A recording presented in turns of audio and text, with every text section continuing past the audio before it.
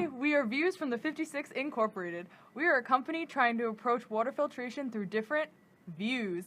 We are also a company that strives to find the most compact, high-efficient water filtration designs for the cheapest cost. For this particular project, we were more focused on filtering out dyed water rather than simply removing dirt and sediment. Our primary design goal for this project was to design a filter that would most efficiently remove the most amount of dye from water for the cheapest cost. We were trying to optimize the cost by making the cheapest yet most efficient filter. It is our goal to give our customers the best filtration system without making them pay a large amount. The more efficient the filter and the lower the cost, the happier the customer. Overall, our design consisted of a plastic bottle-shaped casing with layers of sand, activated charcoal, sand mixed with pebbles, and cheesecloth scattered throughout the model. We used recycled plastic bottles for our housing to both reduce our overall carbon footprint and to reduce the total cost of our filter. How we constructed the filter is first by cutting the bottom of the water bottle to allow for an opening for our filter components. Then we covered the bottom of the bottle with the cheesecloth using elastic bands. After, we filled the bottom of the bottle with sand. The reason we use sand is because it has small openings between its fine grains which capture small particles, such as fragments in the dirty water, as well as some dye. We then put a wad of cheesecloth in the neck of the water bottle. We used the cheesecloth to keep the media from falling out and to hold back particles and dye. It also kept the medias from mixing together. After, we then put a layer of charcoal.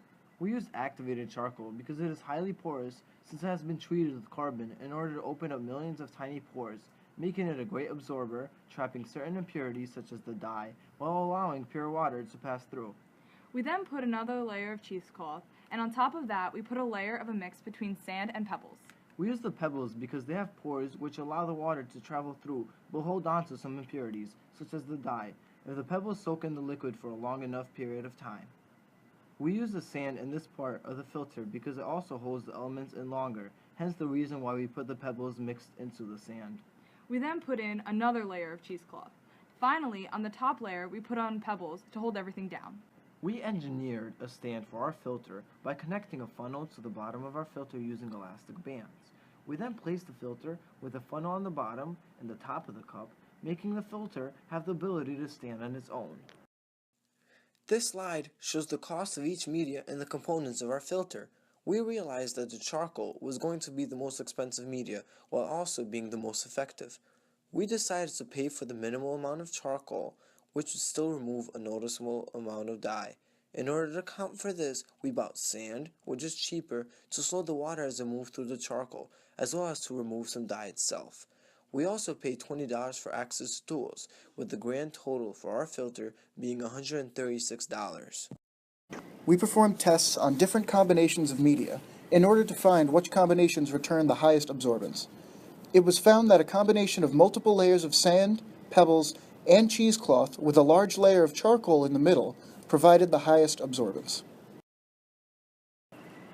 Our original design was that we were just going to do a layer of charcoal, followed by a layer of sand, and then a layer of pebbles, each having cheesecloth between each layer of media.